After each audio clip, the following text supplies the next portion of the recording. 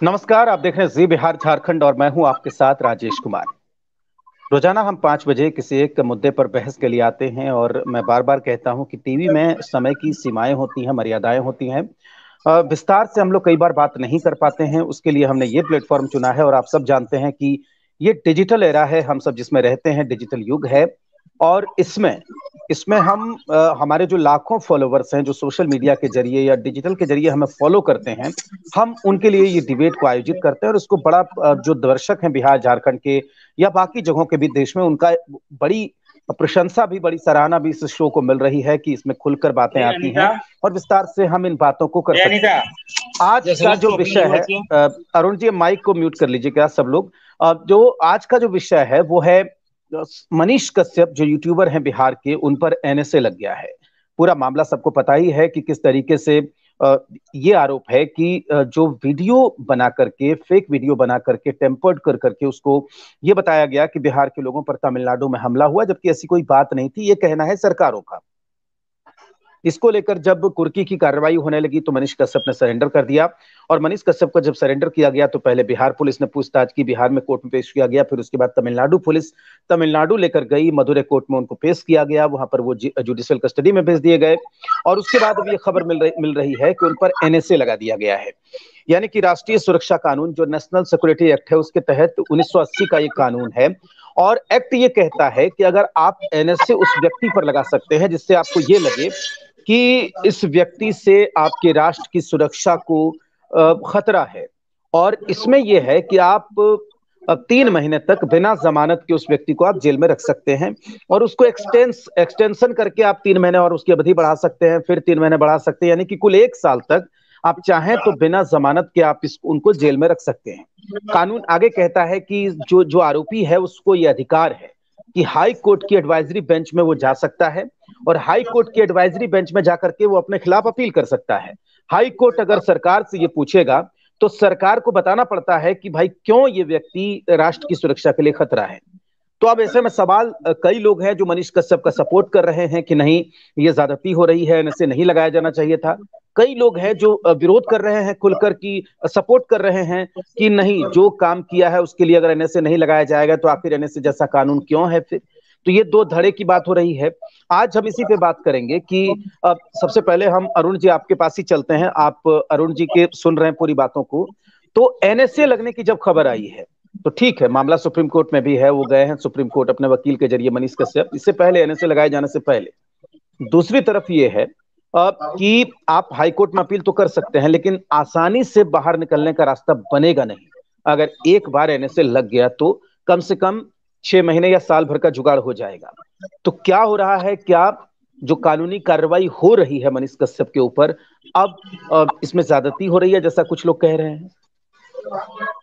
देखिए, अब इसको यदि चर्चा को आपने इसी केंद्र में रखकर आज चर्चा रखी है कि मनीष हम्म। कश्यप के खिलाफ जो बिहार पुलिस ने कार्रवाई की है, आर्थिक अपराध हम्म। इकाई ने कार्रवाई की है और फिर हम्म। तमिलनाडु में 13 केसेज दर्ज है और यह हम्म। 4 दिन पहले तमिलनाडु पुलिस ने एनएसए भी लगा दिया। अब ये हम्म। देखिए, अभी पुलिस का आकलन है, यदि हम इसको जाति कहें या इसको नैसर्गिक न्याय के लिए कहें, एक इशू बड़ा है। अब इसमें इसको पत्रकारिता से जोड़कर देखेंगे तो जाति दिखेगी, इसलिए कि अब पूरी पत्रकारिता का जो थीम है हम लोग है कि जो बोलने की आजादी है यही हमारी स्वतंत्रता है, इसी पर हम सब आप काम करते हैं। और हम्म। मनीष कश्यप की जो पहचान है, अब एक यूट्यूबर के रूप में काम तो पत्रकारिता का कर रहे हैं, लेकिन हम्म। पत्रकारिता की पहली कसौटी होती है विश्वसनीयता।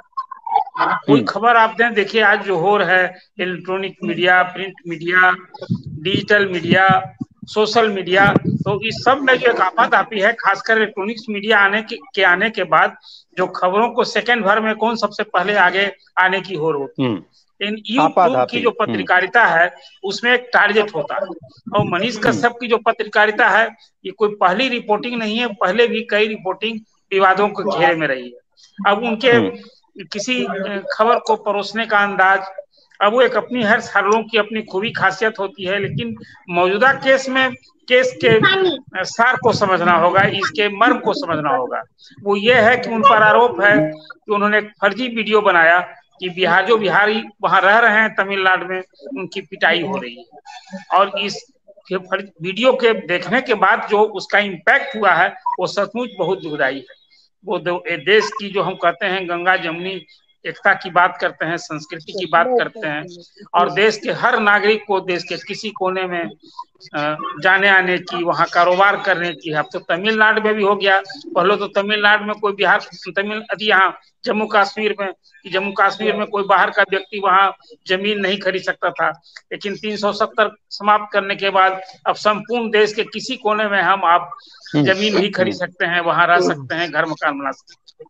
अब ये जो देश की एकता और की बात है, अखंडता की बात है, इस रिपोर्ट से यदि घटना सही हुई होती, जैसा उसी दिन तमिलनाडु पुलिस ने इसको खंडन किया कि नहीं ऐसी बात नहीं है, कहीं बिहारी मजदूरों की पिटाई नहीं हुई है, ये इसको शुरू से ही न कहा। हालांकि उस वीडियो दिखाने के बाद राजेश जी उसका इम्पैक्ट बहुत दुखदाई हुआ है। हजारों की संख्या में लोग वहां से भागे हैं। आपने उसको बहुत करीब से देखा, खासकर दानापुर में जो सीधे चेन्नई से गाड़ियां आती हैं, और उसमें हजारों मजदूर किस तरह से भयभीत थे।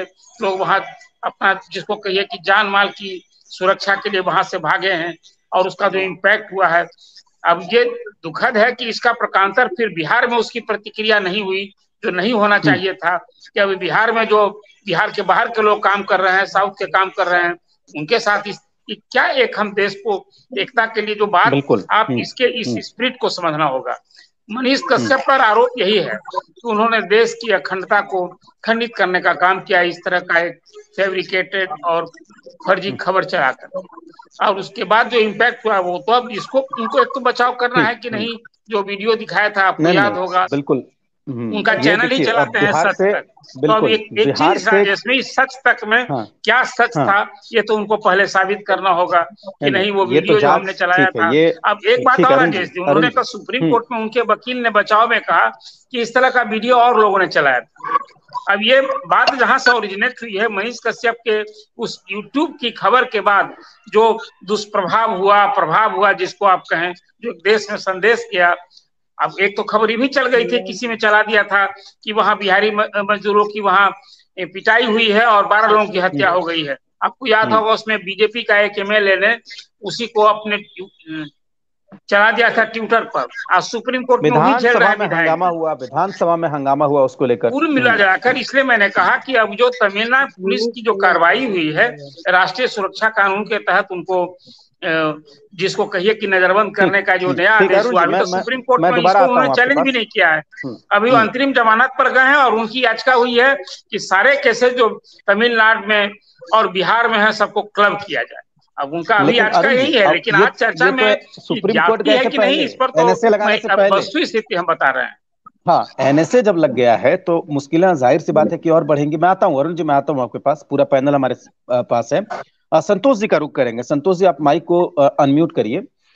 ये सवाल है कि दो तरह की बातें संतोष जी हो रही हैं मीडिया में। ये मीडिया में हम लोग जो कवर कर रहे हैं, दो तरह की बातें तमाम। एक पक्ष का ये कहना है कि ये ज्यादती हो रही है। ठीक है, आप अगर दोषी है या फिर किसी तरह का कोई आरोप मिलता है तो आप उस पर जांच करिए, कार्रवाई करिए, लेकिन एनएसए जैसे कठोर कानून को लगा देना पहले ही झटके में, ये ज्यादती है। दूसरा पक्ष ये कह रहा है कि अगर एनएसए जैसा कानून है और इन मामलों में जहां पर देश के दो राज्यों के खिलाफ इस तरह के क्षेत्रवाद को बढ़ावा देने वाले अगर कोई काम करते हैं, तो अगर यहां एनएसए नहीं लगेगा तो कहां लगेगा? इस तरह की बातें हो रही हैं। आपको क्या लगता है संतोष जी?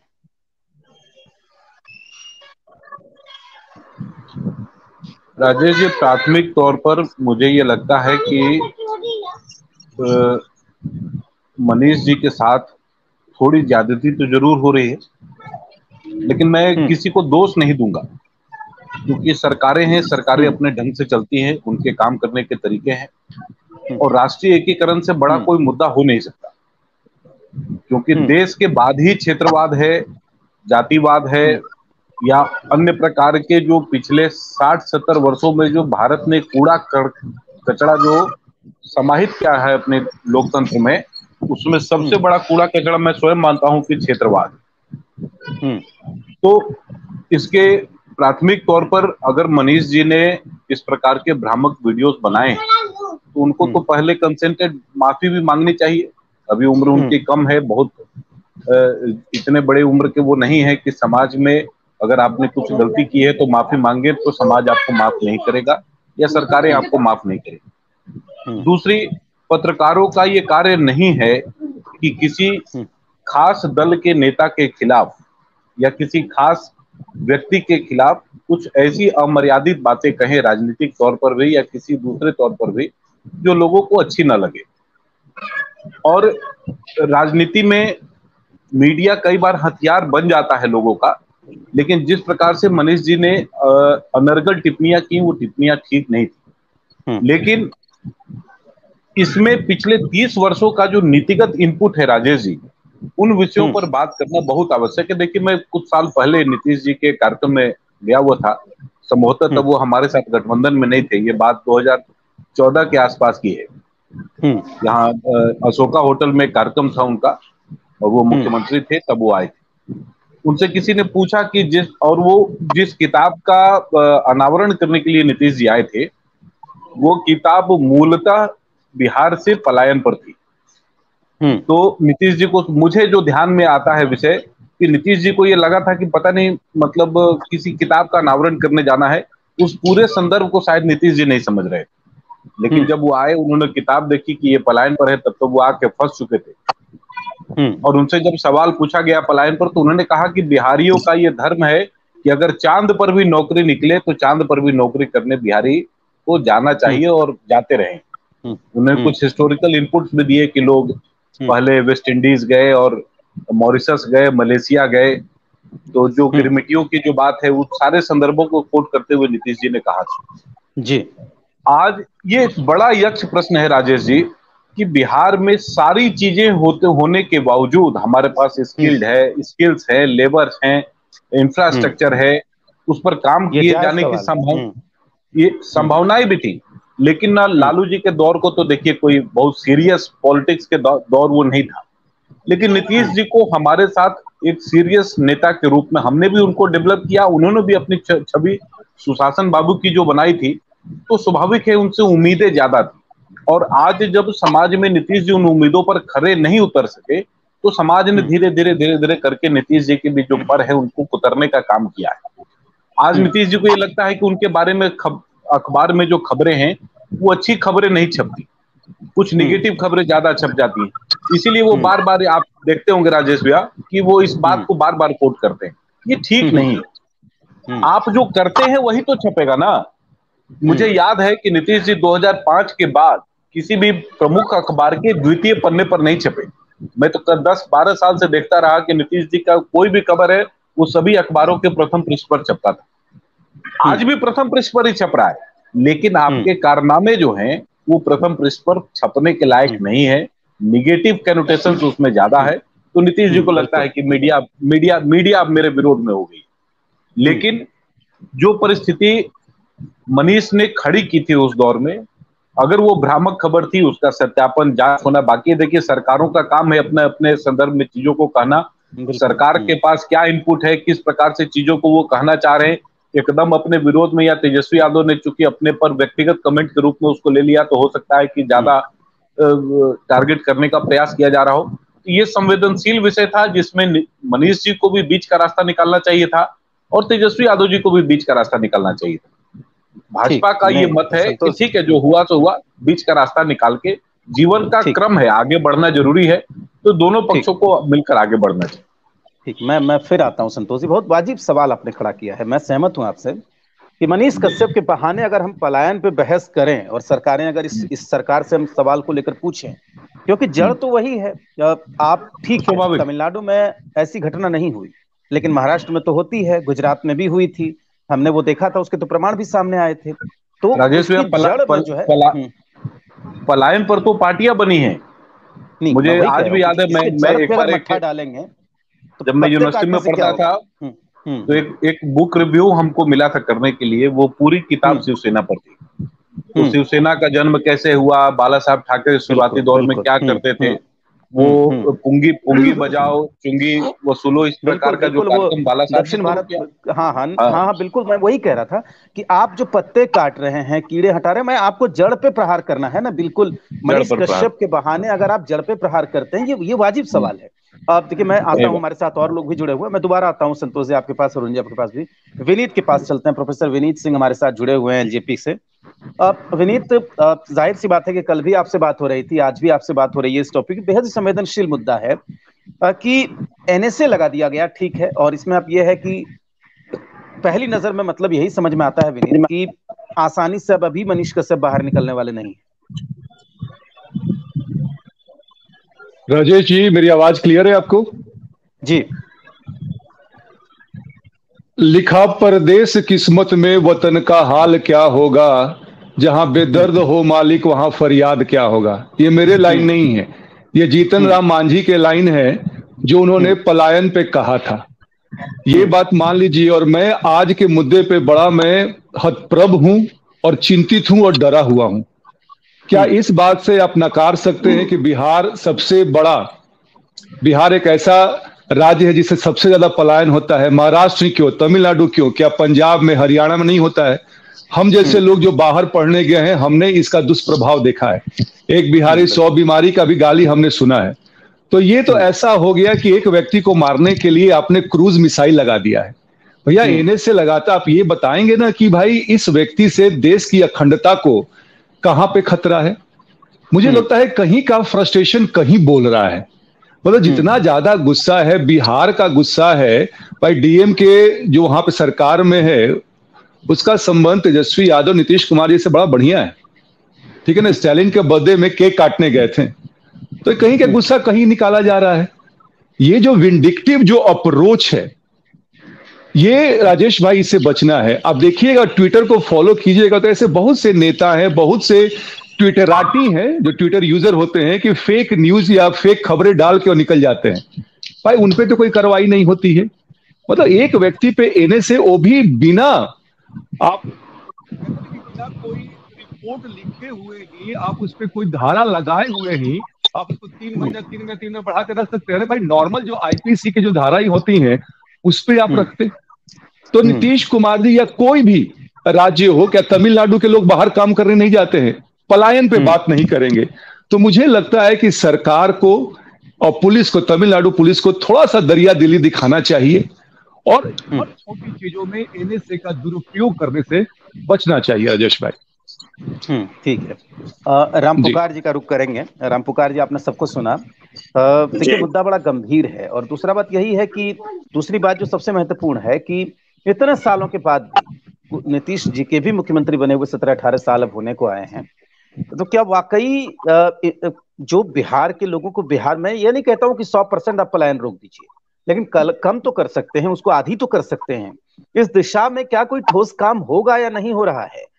मनीष कश्यप के बहाने से अगर हम इस पर बात कर लें तो यही हमारी उपलब्धि होगी।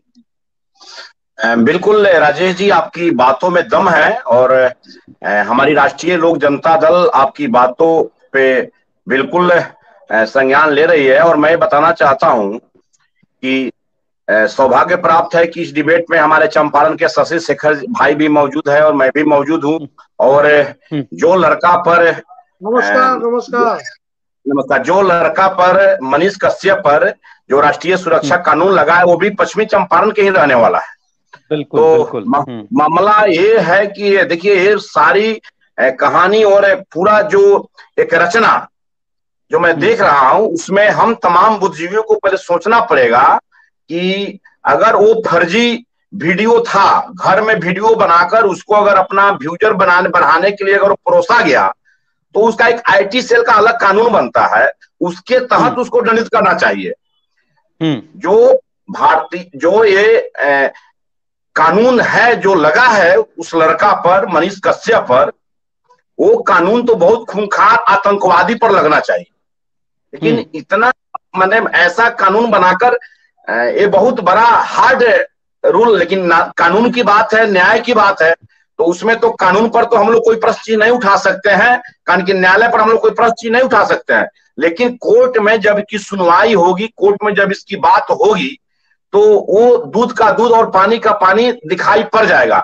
लेकिन मैं आज जो बहुत सारे यूट्यूबर्स लोग हैं जो फेसबुक से अपना चलाते हैं, सोशल मीडिया पर अपना अपना चलाते हैं, उन लोगों को भी ये एक सीख है कि कम से कम गलत खबर को कहीं पर दुष्प्रचार नहीं करना चाहिए। ये तो हम आपके जी मीडिया के माध्यम से जितना जो यूट्यूब पर चलाने वाला जो सोशल मीडिया पर चला, उन लोगों को भी मैं आज आपके माध्यम से कह देना चाहता हूं कि कोई भी तथ्य पर खबर, हम लोग भी पत्रकारिता की पढ़ाई किए हैं, एमएससी जूलॉजी से करने के बाद पत्रकारिता में हम लोग किए। पत्रकारिता की एक पढ़ाई होती है। अगर मैं पक्ष की बात ले रहा हूं तो विपक्ष की बात को भी सुनकर हमें परोसना है जनता के बीच में। हम अगर सत्ता पक्ष की बात को रख रहे हैं तो मैं विपक्ष की बात को भी जनता के बीच में रखना है। तो पत्रकारिता का एक गरिमा होती है। लेकिन आज तो खासकर मेरे भारत नेपाल सीमाई इलाकों में, जहां हमारा घर है, हम लोग चंपारण में रहने वाले, पूर्वी चंपारण में, और उस इलाके में इतने यूट्यूबर्स लोग हो गए हैं कि अपना एक चैनल बैठा दे रहे हैं और कहते हैं कि मैं बहुत बड़ा पत्रकार हूं, मैं तो देश दुनिया के पत्रकारों में हम लोग गिनती हो रही है। एक बहुत बड़ा समस्या हो गया है। इसको भी हम लोगों को ये समझने की बात है कि भाई ऐसे करने से नहीं होगा। आदमी को बहुत बड़ा गंभीर, जब जिस समय मनीष कश्यप ने इस मुद्दा को अपने सशक्त में जो दिखाए थे, तो उस समय हम लोग सामाजिक राजनीति करता है, जिस विधानसभा क्षेत्र से चुनाव लड़ते हैं ढाका से, वहां के लोग बहुत चिंतित हो गए थे कि सही में वहां मजदूरों को पीट रहा है क्या, मजदूरों को मार रहा है क्या। हम लोगों को शांत करते, उसके घर परिजनों को बताते थे कि भाई ऐसी बात नहीं, आप लोग शांत रहिए, कहीं कुछ नहीं है, नॉर्मल सब चीज है। और आज दूध का दूध और पानी का पानी हो गया। लेकिन मैं आपके चैनल के माध्यम से ये भी बताना चाहता हूं कि मनीष कश्यप पर इतनी कठोर कार्रवाई नहीं होनी चाहिए। कार्रवाई होनी चाहिए, अगर गलती किया तो सजा मिलनी चाहिए, लेकिन इतनी कठोर कार्रवाई आतंकवादी, देशद्रोही, टेररिस्ट का ये नहीं होना चाहिए। दो राज्यों के बीच का विवाद का मामला सुलझाया जा सकता। ठीक है रामपुकार जी, जाहिर सी बात है किसी पर हम इसलिए बहस कर रहे हैं। शशि शेखर हमारे साथ जुड़े हुए हैं, उनके पास चलते हैं। शशि जी, ये बताइए कि दो तरफ की बातें मैं सुन रहा हूँ, ट्विटर भी देख रहा था मैं, सोशल मीडिया पर दो तरह की बातें हो रही है। एक तो कहा जा रहा है कि एनएसए अगर लगता है तो एनएसए ऐसे चीजों पे नहीं लगेगा तो कहाँ लगेगा। दूसरी बात यह है कि एनएसए कोई ऐसी बात नहीं है कि जिसमें फांसी टांग दी जाती है, ये है कि जेल में लगातार अगर जेल में चाहती है सरकारें रखना तो आप रख सकते हैं। दूसरी तरफ ये कहा जा रहा है कि ये तो ज्यादती हो गई है। शशि जी, देखिए राजेश जी, एनएसए क्यों लगा, क्यों लगाया गया, इसको जस्टिफाई करने का काम सरकार करेगी, और वो भी अदालत में। मामला अदालत में जाएगा तो जज पूछेंगे कि भाई आपने एनएसए क्यों लगाया, किस बिना पर लगाया। लेकिन मुद्दा ये है कि अगर आपको लगता है कि वाकई उसका काम राष्ट्रीय सुरक्षा, एकता और अखंडता के लिए खतरनाक था, तो उसको गिरफ्तार किए हुए करीब 1 महीने होने को है, और 2 राज्य सरकारें जांच कर रही हैं। और पिछली बार भी आपको याद होगा हम लोगों ने कहा था कि किसी एक व्यक्ति की हैसियत नहीं है कि वो 2 संप्रभु राज्यों के बीच इतना बड़ा बबेला जो है वो खड़ा कर दे। तो अगर सरकारों को लगता है कि बहुत बड़ी साजिश रची गई है, तो इस साजिश के पीछे कौन लोग हैं, ये अब तक सामने क्यों नहीं आया जी, पहला सवाल ये है।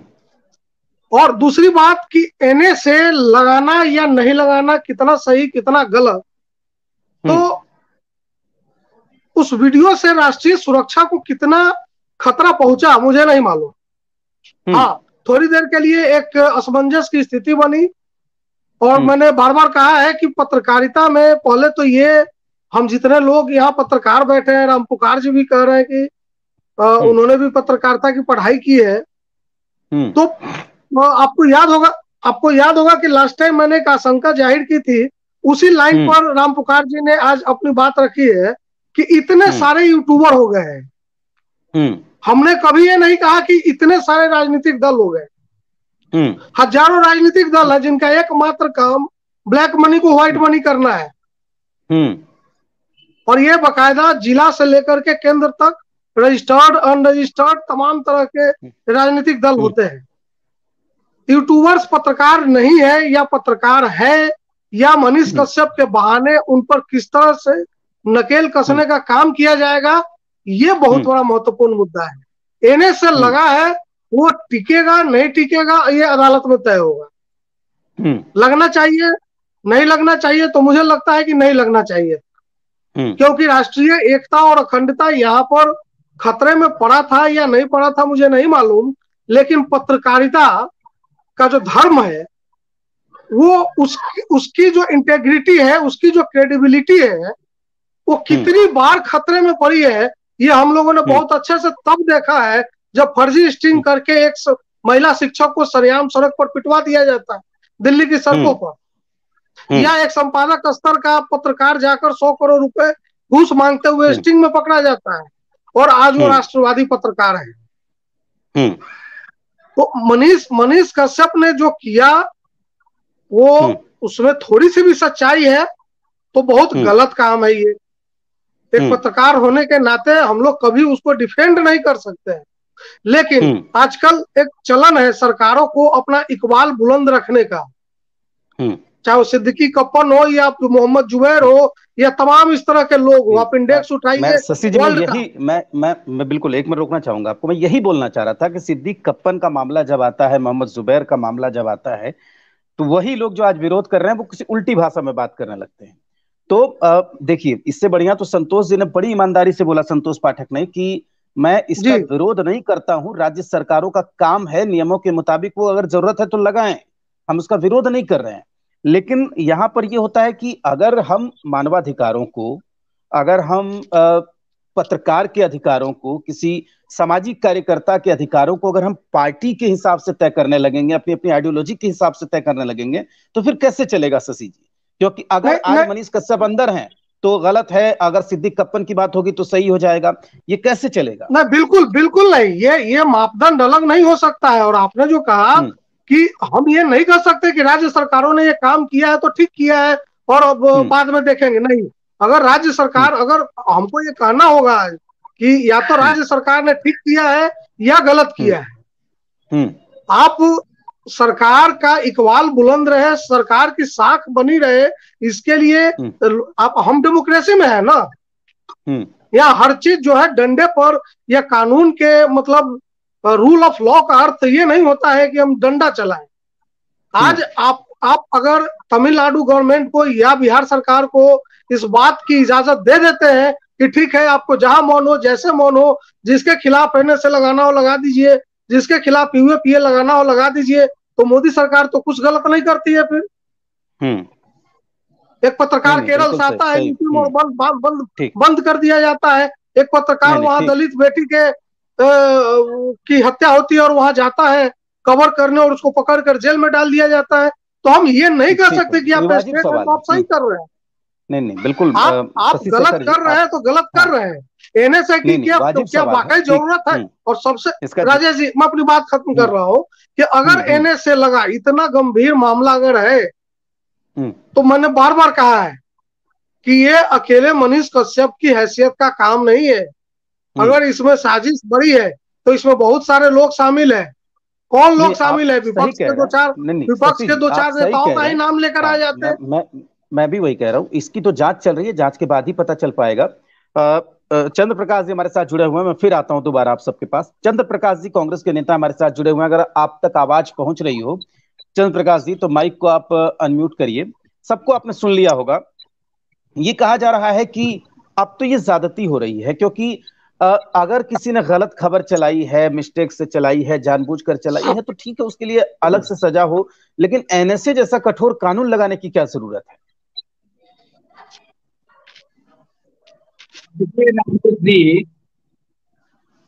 इस पर ज्यादा हम इसलिए बताना चाह रहे हैं कि बिल्कुल कानूनी ढंग से यह प्रक्रिया आगे बढ़ गई है। और बिल्कुल कोई भी देखिए, बिहार और तमिलनाडु को लेकर के में काफी तनाव जैसी स्थिति बन रही थी। बिहार में भी एक तनाव का माहौल बन रहा था, लोगों में कई तरह की गलतफहमियां फैल रही थी। एक आपस एक रिलेशन है वो उसमें खराब हो रहा था। और आपके चैनल पर ही हम आपको धन्यवाद देना चाहते हैं कि आपने ही को काफी और चर्चा करती और काफी दोनों से बातचीत हुई। हम लोगों ने उस समय कहा था कि राज्य सरकार के लिए मौका है कि जहाँ हमारे माइग्रेंट वर्कर्स जाते हैं काम करने के लिए, उन राज्यों के साथ अपने राज्य के मुख्यमंत्री, मुख्य सचिव बातचीत करके कोई ना कोई एक ऐसी बनाए, कोई एग्रीमेंट करें, शासकीय रूप से कोई प्रक्रिया या कोई प्रक्रिया करें जिससे हमारे लोगों को वहाँ सुरक्षित महसूस हो और किसी तरह का अगर उनको कठिनाई हो, उनकी कोई शिकायत हो तो त्वरित से सुनने का कोई मौका बनना चाहिए। अब देखिए उसमें कोई पत्रकार हो या कोई हो या कोई आम आदमी हो, कोई भी हो, किसी के लिए न्यायिक प्रक्रिया में कोई छूट नहीं जा सकती है। कोर्ट ने सारे विपक्षी दलों को जब सुप्रीम कोर्ट में एक बात लेके गए तो सुप्रीम कोर्ट की क्या टिप्पणी आई, उस पर भी उसने चर्चा की। तो हमारा कहने का मतलब किसी चीज कोई कानूनी प्रक्रिया चल रही है तो आपको भी सावधानी चाहिए। सेंसिटिव मामला को राज्य उतना ही नहीं, माइग्रेंट पर वहाँ जो काम कर तो वो डर गए, जिसको लगा कि साहब पता नहीं कहीं मारपीट सही में तो नहीं हो रहा है। अब पटना में बैठ के किसको मालूम ये तमिलनाडु की घटना उस समय की है कि पुरानी घटना है, और या तमिलनाडु में कोई बैठा माइग्रेंट को क्या पता है। तो ऐसे लोग जो सरकारिता जगत में हो या राजनीतिक क्षेत्र में या और क्षेत्र में हो, ये अफवाह को गुंजाइश नहीं देना चाहिए और गलत चीज का प्रसारण नहीं होना चाहिए। फेक वीडियो समाचार का प्रसारण नहीं होना चाहिए और ऐसा अगर कोई करता है तो उनको दंड का भागी बनना पड़ेगा। ठीक है चंद्र प्रकाश जी, संतोष जी का रुख करेंगे। संतोष जी, ये पूरी चर्चा को आपने सुन लिया। जाहिर सी बात है कि ये तो एक अलग बात है कि ठीक है अगर इतने भारी तादाद में, देखिए इस सवाल का जवाब तो शशि जी देंगे और उन पांडे देंगे, लेकिन मैं आपसे इसलिए पूछ रहा हूँ कि इतनी भारी तादाद में अगर यूट्यूबर्स हो गए तो उनके लिए गाइडलाइन बननी चाहिए। अगर आपको उनको अगर ट्रीट करना है पत्रकारिता से अलग हटकर, जो स्थापित टीवी चैनल हैं, अखबार हैं, जो स्थापित माध्यम हैं, उनसे अगर अलग हटके उनको देखते हैं तो उनके लिए कोई गाइडलाइन बननी चाहिए, कोई कानून बनना चाहिए। ये क्या होना चाहिए कि गलत खबर, तमाम टीवी चैनल गलत खबर चलाते हैं, अगले दिन माफी मांग लेते हैं, बात खत्म हो जाती है। ये आप यहाँ पर ऐसी क्या स्थिति है कि अगर गलत खबर चलती है तो आप एनएसए लगा देते हैं? नहीं, बहुत वाजिब सवाल है राजेश भाई आपका, और ये स्वाभाविक है कि देखिए चूंकि ये पब्लिक मैंडेट को तैयार करने के लिए एक विधि है, एक प्रक्रिया है। मीडिया तो उसी लिए इस्तेमाल की जाती है। लोकतांत्रिक व्यवस्थाओं में मीडिया का उपयोगी यही है कि जो सरकारें कर रही हैं और जो समाज की जो घटनाएं हैं उसको चित्रित किया जाए। मीडिया का उपयोगिता इतना ही है। अब इसी में एक आदर्श स्थिति है और एक ऐसी स्थिति है जहां पर लोग अपने आप को बिका हुआ कहते हैं। लोग नहीं कहते हैं, समाज भी मान लेता है कि वो फला व्यक्ति बिका हुआ है। तो ऐसी परिस्थिति में ये व्यक्ति के मोरल पर डिपेंड करता है कि उसको किस दिशा में आगे बढ़ना है। ये तो व्यक्ति के समझदारी पर, उसके विवेक पर डिपेंड करता है, और कैसे उसको करना है नहीं करना है वो जाने। मुझे लगता है कि एक समय पर मीडिया की स्थापना, आजादी के लड़ाई में इतने बड़े बड़े लोगों ने, कई लोगों ने पत्रिकाएं निकाली, कई लोगों ने अखबारों का संचालन किया, और वो सिर्फ इसलिए होता था क्योंकि लोगों तक वास्तविकता पहुंचाई जा सके। अब जो है प्राइवेट चैनल्स हैं, प्राइवेट अखबार आ गए, ये सभी कमाई के मूल काम इनका कमाई है। तो मुझे नहीं लगता है कि मनीष इस मामले में कोई गलती कर रहे थे। अगर उनको कहीं से कमाई का अगर कोई माध्यम मिले तो कमाना चाहिए, यही चूंकि सब लोग यही कर रहा है तो मनीष इस मामले में कुछ अलग नहीं कर रहे थे। लेकिन जो मौलिक प्रश्न है राजेश भाई, आपने जो पूछा कि इस पर कुछ कानून बनाना चाहिए या नहीं बनाना चाहिए, या फिर जो अभी जो एग्जिस्टिंग कानून है उसी के साथ आगे बढ़े, मुझे लगता है कि आज जो तादाद है आपको इस प्रकार की इनफॉर्मल मीडिया जिसको हम लोग कह सकते हैं, यूट्यूबर्स को, उनके लिए भी जरूर कुछ ना कुछ सैंक्शनिंग बनना चाहिए। और ये कानून जो है गलती करने वालों के लिए, आज की जो परिस्थिति मनीष जी को लेकर बनी है, हो सकता है कि आने वाले समय में ये नजीर बने, इस पर कुछ कानून बन सके, इसकी कोई व्यवस्थाओं का संचालन हो सके। मुझे इस बात से कोई दिक्कत नहीं है, ना मेरी पार्टी को दिक्कत है। कानून बनाना सरकारों का काम है, अगर बिहार सरकार को भी लगे तो वो अपने हिसाब से बना सकते हैं। लेकिन मेरे 2-3 महत्वपूर्ण प्रश्न है भैया।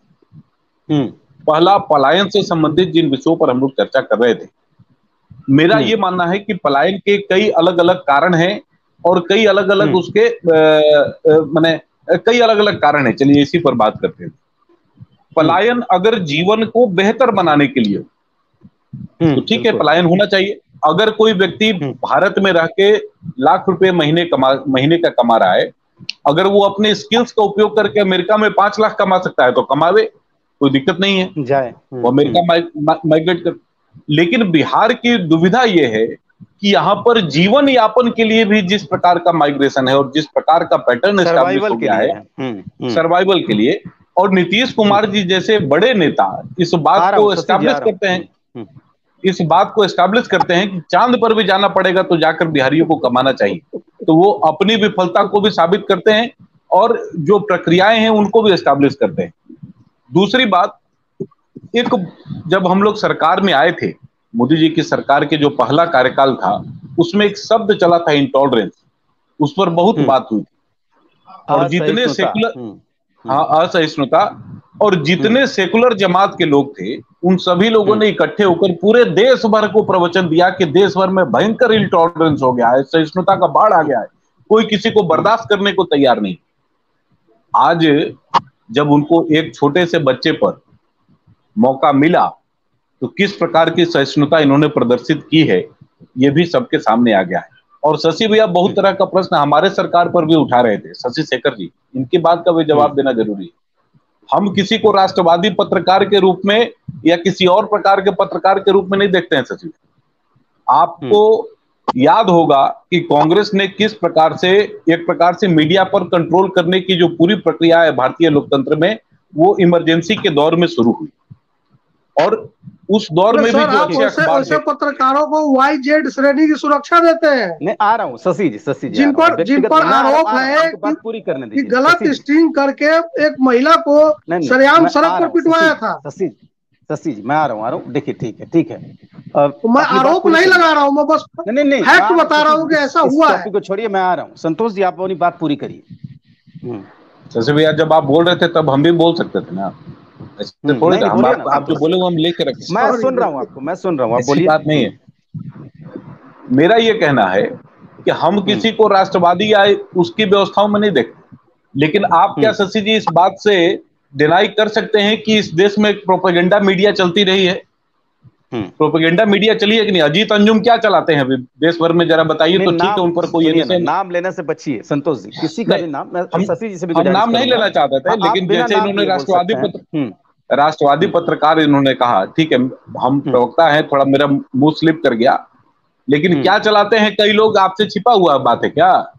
अभी भी कम से कम 10 ऐसे बड़े नाम, ऐसे 10 बड़े नाम जिन्होंने 10 मैं जवाब दे देता हूं लास्ट बार 10 ऐसे बड़े नाम, मैं अब नाम नहीं लूंगा, 10 ऐसे बड़े नाम जिन्होंने दशकों तक देश में मीडिया के व्यवस्था को संभाला, उनके नेतृत्व में मीडिया चली है।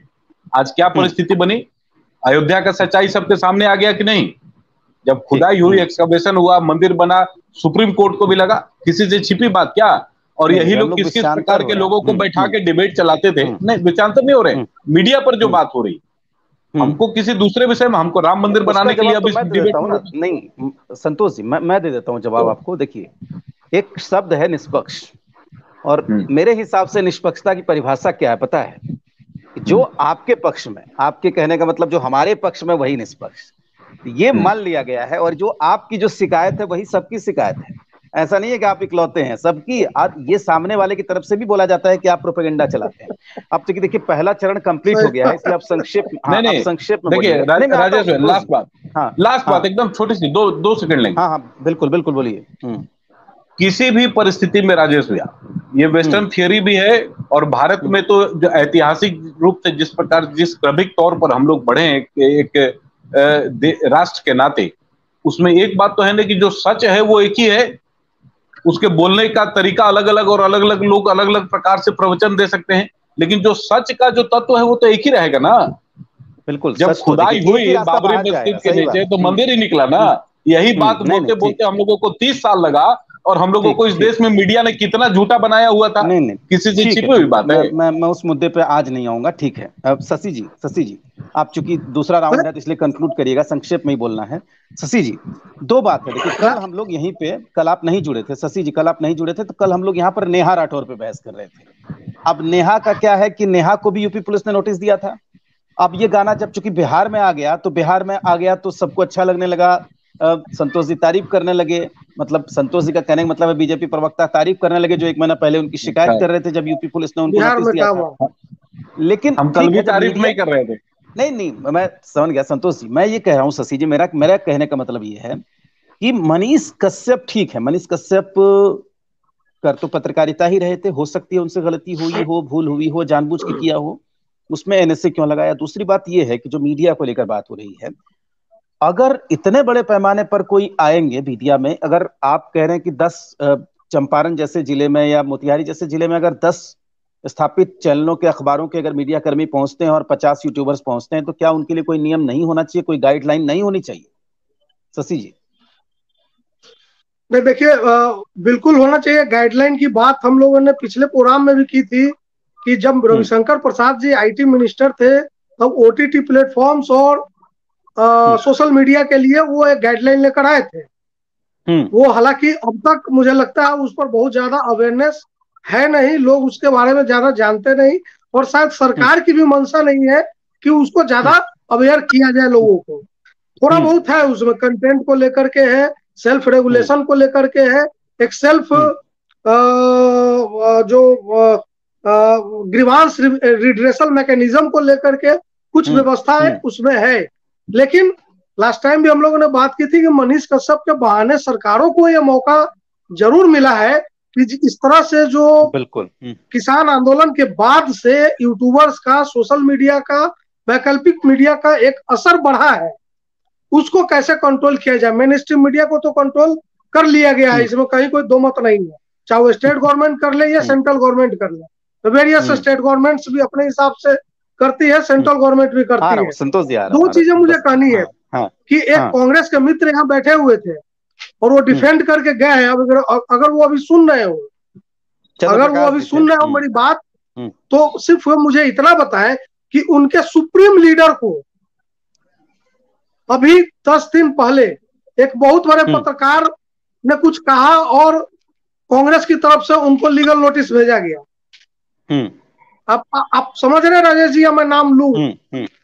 नहीं, मैं समझ सुधीर चौधरी के खिलाफ, श्रीनिवासन जैन ने, वो श्रीनिवास जो है, उन्होंने एक नोटिस भेजा। प्रेसिडेंट यूथ कांग्रेस के प्रेसिडेंट है। तो अभी जो कांग्रेस के मित्र हमारे इस चीज को डिफेंड कर रहे थे, वो क्या ये बताएंगे कि आपके सुप्रीम लीडर्स के खिलाफ जो मेन स्ट्रीम मीडिया जिस तरीके से बात बोलती है, जो बातें कहती है, आप उनको मीडिया की आजादी के नाम पर छोड़ देते हैं या वो आप एक्शन लेते हैं? दूसरी बात पलायन को लेकर हो रही थी। पलायन की बात मैं इसलिए भी करूंगा, एक फैक्ट सिर्फ बताऊंगा, क्योंकि संतोष जी या रामपुकार भाई, ये सब लोग कहीं ना कहीं सत्ता के हिस्सेदार बिहार में रहे हैं पिछले 16-17 सालों में, 18 सालों में। और 2016-17 नीति आयोग की एक रिपोर्ट है एग्रीकल्चरल डेवलपमेंट पर, agriculture road map of Bihar, इस नाम से आप गूगल करेंगे तो मिलेगा। उसमें एक फैक्ट है, उसको मैं सिर्फ कोट कर देता हूं, इससे पलायन की पूरी स्थिति क्लियर हो जाएगी कि हमारे यहाँ जितना गेहूं होता है उसका 40% गेहूं बाहर चला जाता है। बाहर मतलब यूपी, पंजाब, और माफ कीजिए यूपी, महाराष्ट्र, जहां भी जाता हो बिहार से बाहर चला जाता है, और वहीं से बिस्किट, मैदा, सेवई, मतलब जो व्हीट प्रोडक्ट है वो बनकर वापस बिहार आता है। मैं अपनी बात नहीं कह रहा, नीति आयोग की बात कह रहा हूँ। ये कितने शर्म की बात है कि हमारा 40% गेहूं बाहर जा रहा है और वो सब चीजों से वैल्यू एडेड होकर वापस हमारे यहाँ आ रहा है। वक्त की कमी है, मैं आता हूँ और लोगों के पास भी जाना है। अब रह गई बात मनीष, नहीं मैं शशि जी, हाँ ठीक है, बात पूरी कर लीजिए, ठीक है, करिए, 30 सेकंड में बात पूरी करिए शशि जी। अब रह गई मनीष कश्यप वाली बात। तो मनीष कश्यप के कोई पैरोकार यहाँ हम लोग नहीं बैठे हैं। उन्होंने किया है, कानून अपना काम कर रही है, कानून सजा देगी, या कानून उनको बचाएगी, डिफेंस का मौका उनके पास भी होगा। लेकिन एनएसए लगाना, इस तरह के कड़े कानून लगाना, इससे पहले जनता को ये जानने का हक होना चाहिए कि इतनी बड़ी साजिश अगर हुई है तो कौन कौन लोग इसमें शामिल है, उनका नाम भी सामने आना चाहिए। हाँ, इससे पहले कि मैं किसी और के पास जाऊं, संतोष जी 30 सेकंड में क्या कहना चाह रहे हैं, अपनी बात रखिए संतोष जी, फिर मैं जाऊंगा, बाकी लोग भी हैं। नहीं, इन्होंने अभी शशि भैया ने कहा कि केंद्र सरकार भी मीडिया को कंट्रोल कर रही है। हमारा कोई एजेंडा नहीं है मीडिया को कंट्रोल करने का। मीडिया हमारे शासन में जितनी स्वतंत्रता से काम कर रही है, संतोष जी, उतनी स्वतंत्रता से कभी नहीं रहा। सभी स्टेट गवर्नमेंट सरकारें कहा, जिसको भ्रम होगा वो होगा नहीं, लेकिन मीडिया आज के जानते हैं कि जो लोग कंट्रोल नहीं होंगे उनको कंट्रोल नहीं किया जा सकता है। ठीक है, कंट्रोल होना भी नहीं चाहिए, कंट्रोल होना भी नहीं चाहिए। बस इतना ही करना था। हाँ, नहीं संतोष जी और कुछ कह रहे थे आप उस वक्त। नहीं, मेरा इतना ही कहना था भैया कि हमारे एजेंडा में मीडिया को कंट्रोल करने का काम नहीं है। हम नहीं करना चाहते मीडिया को कंट्रोल। मीडिया सिर्फ वास्तविकता दिखाए, इससे ज्यादा हम कुछ नहीं चाहते। ठीक है, ठीक नहीं करना। अरुण, बाद बाकी अगले प्रश्न। ठीक है अरुण जी, मैं बात सब लोगों के पास आता हूं। अरुण जी, आप सब सुन रहे थे। देखिए, मीडिया की जब भी बात होती है तो मैं एक बात अक्सर कहता हूं कि देखिए, जो इस देश का जो पहला अखबार था, जब जेम्स ऑगस्ट हिक्की ने शुरू किया था बंगाल गजट, तो उसको भी अंग्रेजों ने देश निकाला दे दिया था, क्योंकि जो पहला ही अखबार था इस देश का वो भी एंटी एस्टेब्लिशमेंट था। अब ठीक है, मनीष कश्यप की बात चुप सकती है, खराब लग सकती है, हो सकता है मनीष के पास रिसोर्सेस कम हो, मनीष भावनाओं में बह गए हों, इन सब चीजों को भी ध्यान में रखा जा सकता है।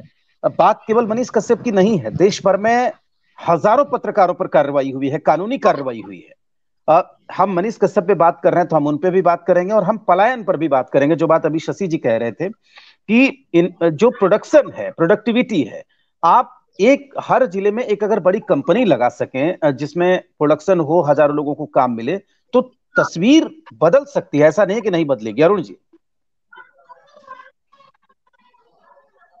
माइक म्यूट है। अरुण जी, आपका माइक म्यूट है। अभी ये घंटे भर की चर्चा में दो बात जो लोग पार्टिसिपेंट हैं, अब वो ये है कि ऐसी चर्चा में एक तो दल सामने होता है, दल की प्रतिबद्धता और उसके हिसाब से अप्रोच, वो बात आ जाती है।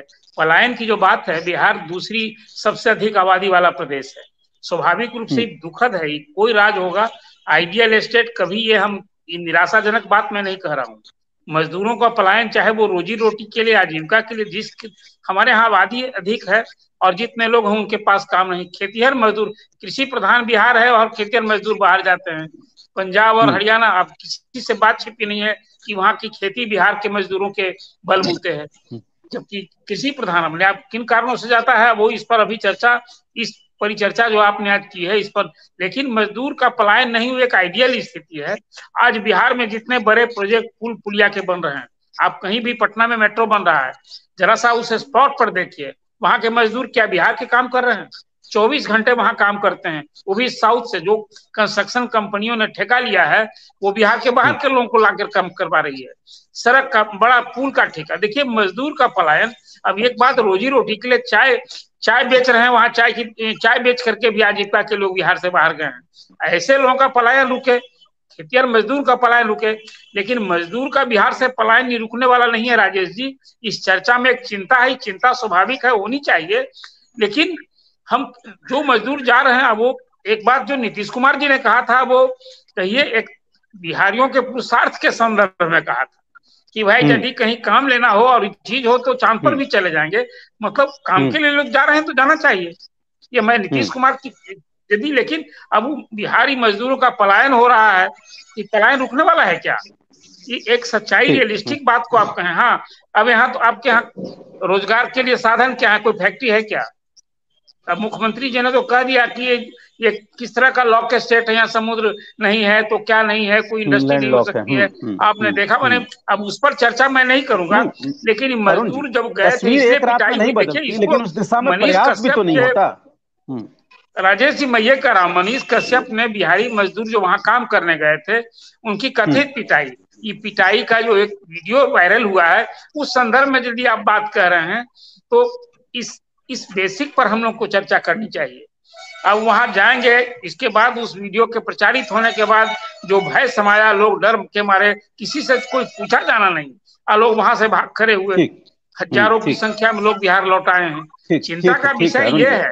और इसमें जहां प्रेस की स्वतंत्रता की, फिर मैंने प्रारंभ में कहा था कि प्रेस की स्वतंत्रता, पत्रकारिता की स्वतंत्रता कि हम सभी हिमायती हैं, जितने लोग चर्चा में बैठे हुए हैं सभी चाहते हैं, अभी पाठक जी कह रहे थे, वो भी चाहते हैं कि प्रेस स्वतंत्र है, लेकिन है क्या? आप सच्चाई बात करें। आज यही कारण तो कोई मोदी मीडिया कह रहा है अब एक अभियानी पत्रकारिता चल रही है। मैं मानता हूं, अब कोई दो बड़े चैनल की बात मैं अभी यहाँ नाम नहीं लूंगा, अब कोई सभी कांग्रेस में इतनी बुराई है, उसके नेताओं पर जिस ढंग से पत्रकारिता हो रही है, मैं उसकी भी निंदा भर्त्सना करता हूँ।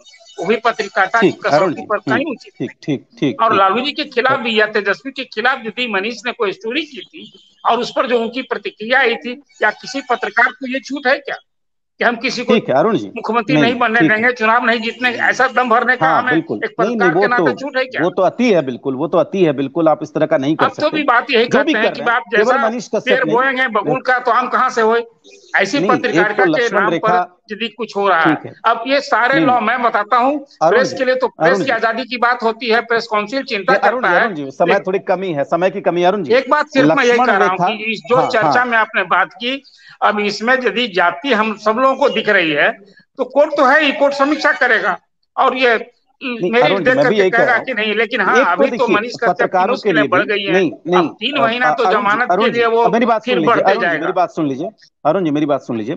एक लक्ष्मण रेखा तो होनी चाहिए पत्रकारों के लिए कि मैं आपको चुनाव लड़ने नहीं दूंगा, मुख्यमंत्री बन भी गए तो उतार दूंगा, ये इस तरह की भाषा या अंगूठा दिखाना ठीक है, वो अति है। और तमाम लोगों को, चाहे वो मनीष कश्यप करें, चाहे जो भी लोग करें, यूट्यूब में करें या टेलीविजन में करें, उसकी लिमिटेशंस होनी चाहिए। चलिए राम पुकार जी के पास चलते हैं, फिर जाएंगे बाकी।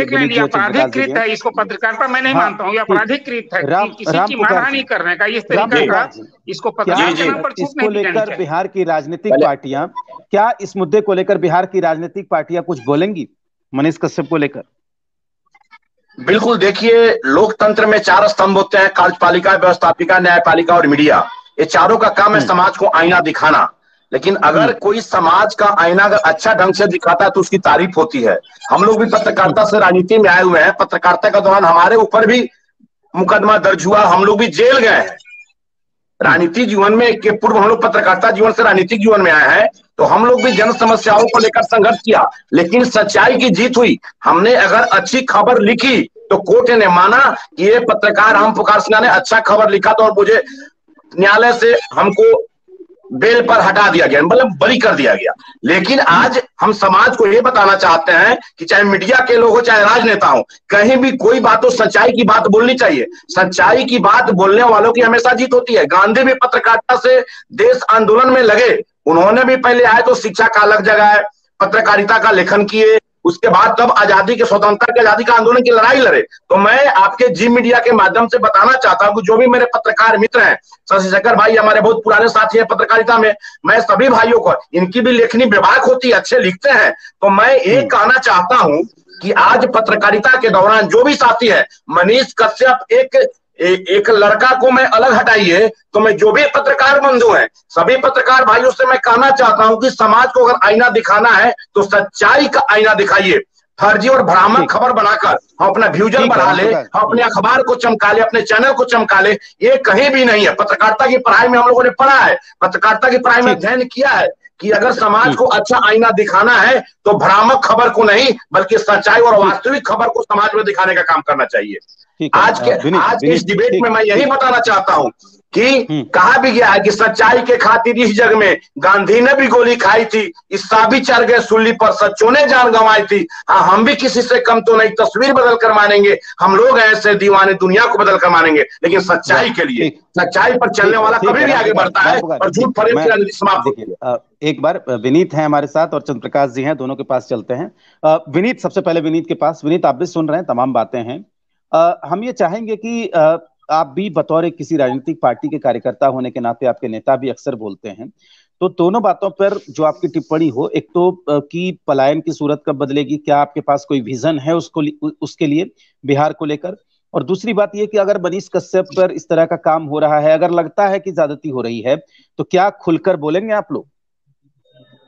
राजेश भाई, पहले सवाल का जवाब, जब तक नीतीश कुमार जी और उनके बड़े भाई 32 साल से यहाँ पे हैं, पलायन की समस्या ज्यों की त्यों बनी हुई है।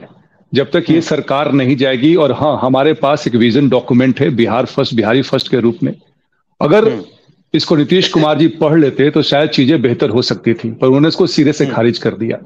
तो जब हम कभी सरकार में आएंगे या किसी भी रूप में आए, गठबंधन में आए या एज ए घटक दल बन के आए, तो हमारे पास ये ब्लूप्रिंट जरूर है। जहां तक बात रही है मनीष कश्यप के बारे में, तो मैं ये बात कह रहा हूं, देखिए मनीष कश्यप जो काम कर रहे हैं यूट्यूब का, इसको एक न्यू मीडिया कहा जाता है जो कि ट्रेडिशनल मीडिया से अलग होता है।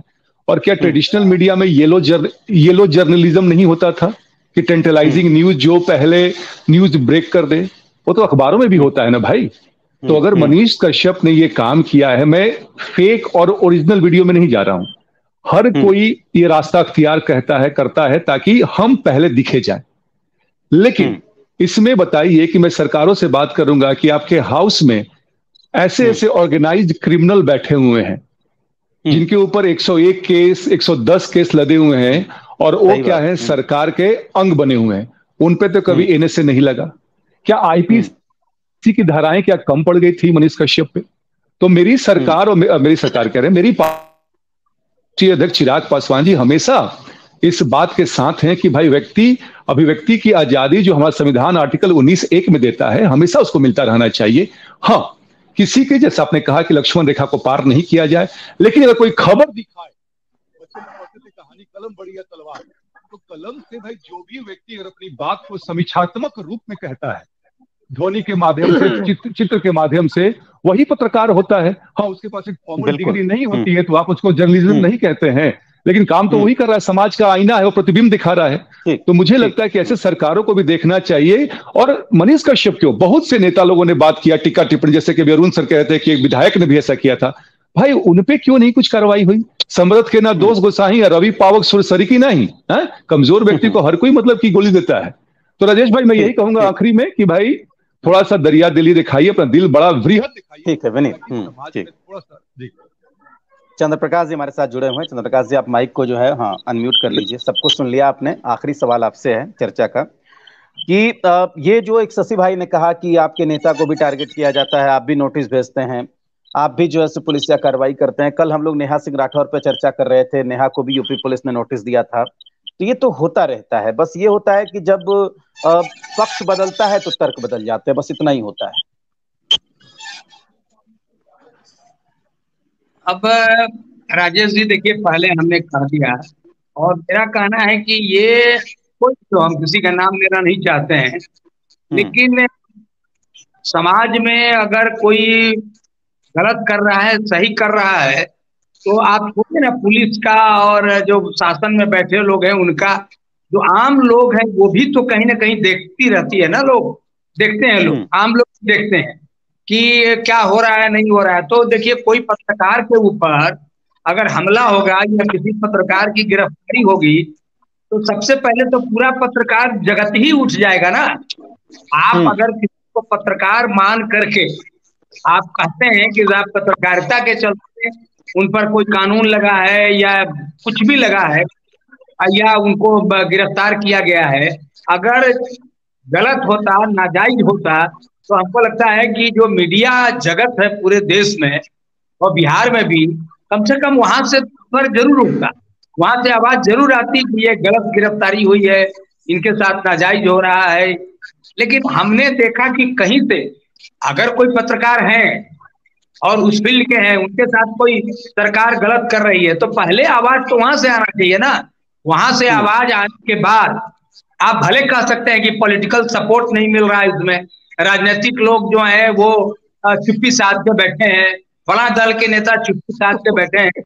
पत्रकारिता जगत के लोग आवाज पहले लगाएं, जो उनके साथ हुआ है वो सही है। इंडियन एक्सप्रेस की बिजली काटी गई थी, तब किस पत्रकार ने पहले आवाज उठाया था?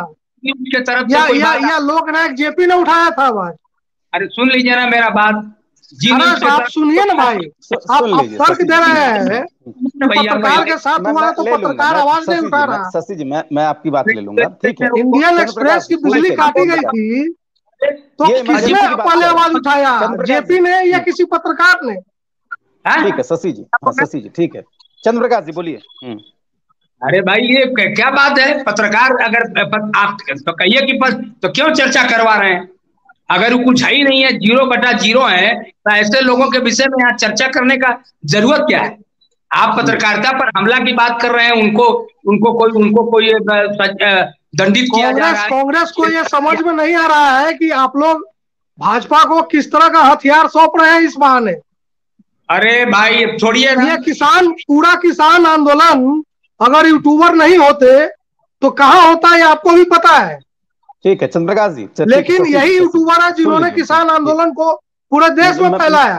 ठीक है शशि जी, चंद्रप्रकाश जी ये कह रहे हैं कि इस बहाने आप बीजेपी को एक बड़ा हथियार दे रहे हैं। चंद्रप्रकाश जी